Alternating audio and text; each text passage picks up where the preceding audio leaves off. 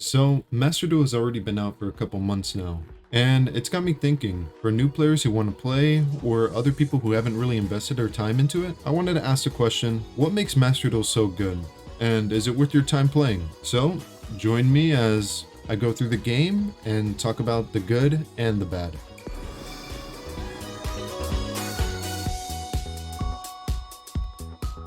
So, launching Master Duel straight off the gate, you'll notice that there's a lot of updates to the game. One good thing about Master Duel is that they constantly update their game.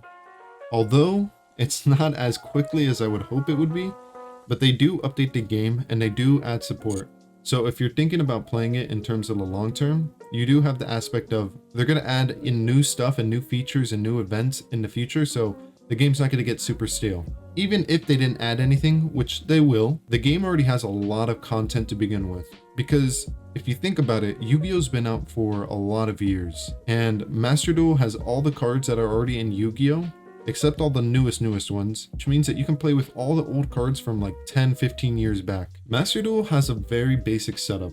As soon as you open up the menu, you'll see that there's a picture and there's a couple of options. 4 main ones on the left side of the screen. You have Duel, where you can duel other players. You have Deck, where you can use the cards that you have obtained and make a deck. Solo mode, which is where you can duel against computers and you can earn like free cards and free icons and stuff. It's just a nice mode if you don't really want to play against sweaty online players and you just want to play Yu-Gi-Oh! Very basic against computers who aren't the very best. And then Shop. This can't be a gacha game without having a shop. In this, you can spend real life money in order to get the cards you want quicker, or like I do, you can play completely free to play and just earn the cards yourself and the gems so you can open up packs. And the cool thing about this, if there is a card or a deck that you really want, you can craft it, which means that you can just like make it on your own. If there's a card that you want and there's like a whole archetype meaning a set of cards that you want, there's secret packs, which is it's a collection of cards of that specific type where you can like open up like, let's say like 10 packs and you have a chance of getting the card you want. It's a way higher chance. Master Duel does it really well where it's like extremely free to play. So you really do not have to put in any of your money in order to get good at this game or to have a good deck. You can play the game essentially for free, which is amazing because that's how Master Duel should have been in my opinion, because we already have programs out there like YGO or Dueling Book where you have access to every single card in the Yu-Gi-Oh collection and you can build a deck and duel against other people, and it's free. You don't have to pay membership or anything. So I was hoping that Master Duel would go for more of that, and of course it's a gacha game, they have to make a little money, but I'm glad that they made it essentially free to play, where all the structure decks, all the packs, all the bundles, even the Duelist Pass, which is essentially like the Battle Pass, you can get that for free with gems. So it's really cool that they did that. One of the bad things I would say is that they do have updates like every 1 month or 2 months, but personally I feel like the updates don't come out quick enough. Like one cool thing about Yu-Gi-Oh! Is that they have a ban list, meaning that there's certain cards that you cannot play because they're too overpowered. And Master Duel, when it came out, was controversial because it had a lot of very powerful cards in it that are normally banned in other formats. There's certain cards in Master Duel that are not banned and you can just play those broken cards.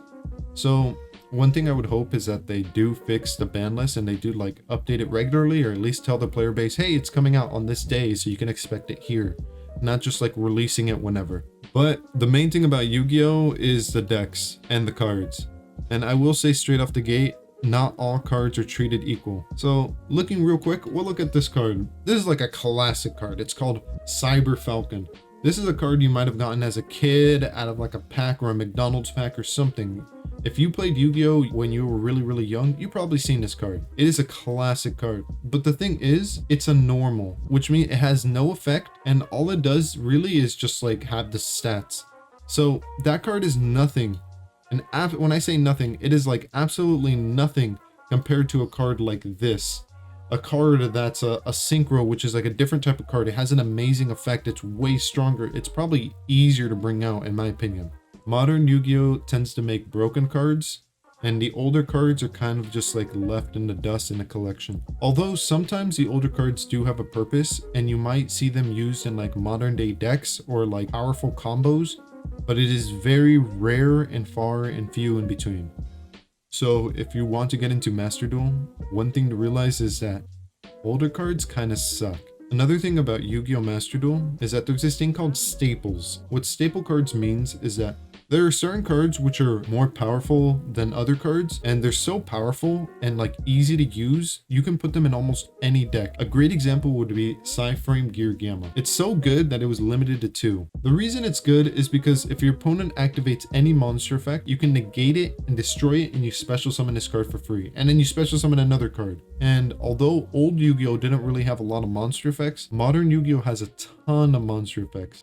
Frame Gear Gamma is so generic that you can run it in almost like any deck. In my opinion, Yu-Gi-Oh! In general has a problem where there's such powerful cards that you can run in almost any deck that it makes deck building essentially like making like a 20 card deck, because the rest of your 20 cards are going to be filled up with overpowered junk cards. If you played any Yu-Gi-Oh! Master Duel, you've probably seen this card, Ash Blossom in Spring. It's a zombie tuner and it's level 3 and has 0 attack. Normally, this wouldn't be good in decks except zombie decks or specific decks that require a tuner. But because of its amazingly generic effect, where if your opponent would add any card from their deck to their hand, you can discard this card and negate it. It's used in almost every deck. And when I say that, I legit mean that. It's such a generically dumb card that almost any deck can run it, and a lot of decks do. Same with a card called Maxi, which if your opponent special summons, you can just discard and draw. Yu-Gi-Oh! Has a problem with having these overpowered cards, not limiting them or banning them, and allowing the player base to put them in almost every deck.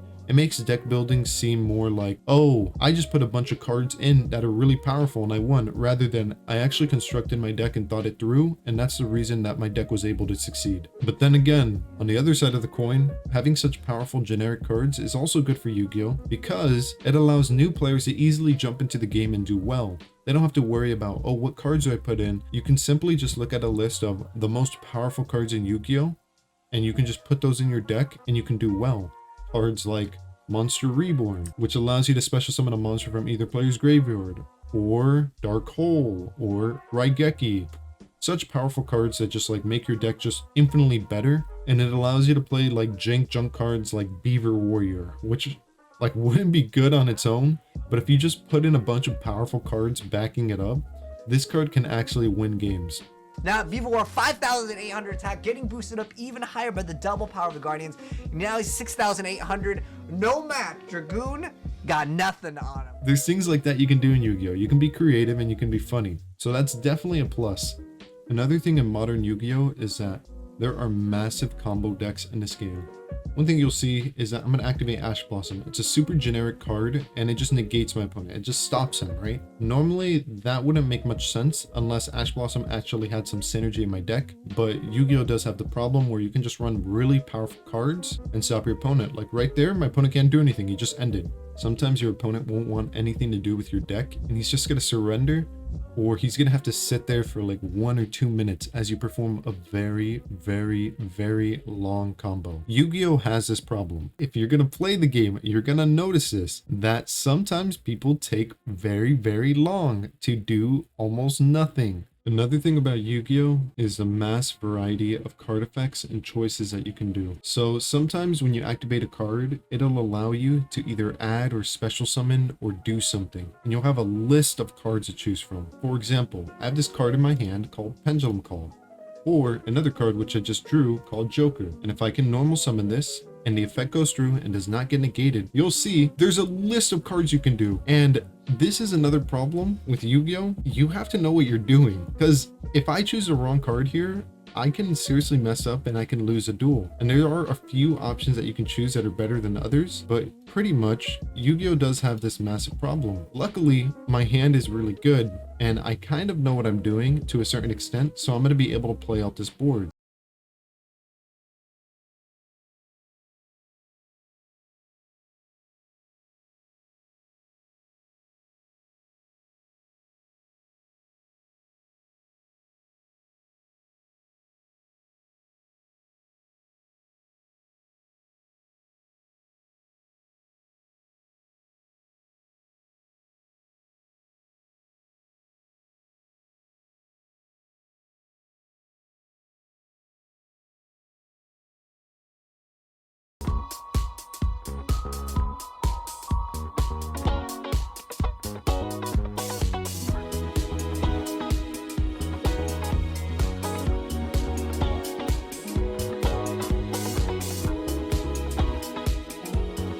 So not only did my opponent have to wait for me to do all those things because it was a massive list of combos, but I also had to choose the correct cards in the correct order, and now my opponent has to play through what I already made. And there are really powerful cards which can get rid of like everything here. Cards like Dark Hole or Raigeki or even like Lightning Storm. If a person is new at this game and they're trying to get into it, it's gonna be really hard. So Yu-Gi-Oh does have a very steep learning curve. Like right here, he's probably going to destroy all my monsters. And one of the final things I wanted to talk about is how to obtain cards, because I mentioned it slightly in the beginning where you have the gacha system where you can open up packs and you can get kind of what you want, or you have a chance to get it. But looking really in depth of it, we're going to see what we can do. So let's say I'm a really big fan of Dark Magician or Blue Eyes, because those are like the most popular cards, right? You can either generate her using this thing called card points, or you can try your luck by clicking on how to obtain and seeing what pack she comes in. The only twist is you can't actually buy from the pack that she's in unless you already crafted one card in the set that she is in. And it's kind of hard to know what other cards are in this set, because let's say I only want one copy of her and I'm going to buy like 10 packs, right? But what if in those 10 packs, I get one copy of her? Why would I want to craft her then? It'd be pointless, you know? There's no real quick way to check what cards are also available in that pack, unless you use like an external website or something. It doesn't really tell you straight up in the game. So that is kind of lame. Another thing is those secret packs only last for 1 day. So for example, I just opened up one pack from a completely random thing and I got this ultra rare card, which is really cool. But let's say I'm never going to use it, right? It would be cool if you could exchange this for the card you actually wanted. But since this is kind of like a gacha game, you need at least 3 copies of any ultra rare in the game in order to get the one ultra rare card you want. Another thing about the secret packs is now that I have access to it because I obtained a card in there, you'll see here, I only have access to it for 23 hours. That's how long I get access to it. Now in the future, I can get access to it again, but it incentivizes me to like, oh, I need to spend as many gems as I can because I don't know if I'm going to get this again unless I craft a card in that pack. And that's where it kind of gets you. If you want to build a deck, you need to like craft a card in order to get the secret pack, and then you only have 1 day to try to get the cards you need. And then you're going to have to do it all over again. In my opinion, Master Duel is an amazing, fun game.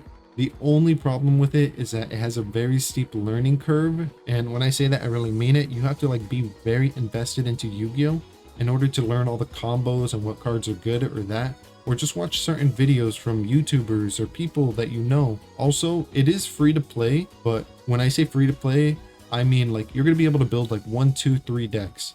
And maybe like 5 decks if you save up in the future. You're not going to own every card in the game, and you might not even own every powerful card for every deck that you have built. So yeah, let me know what you think in the comments. I really enjoyed making this video. It was something new for me. And I just want to say thank you so much for watching. I hope you have a great day or night. Maybe I'll catch you later. Peace.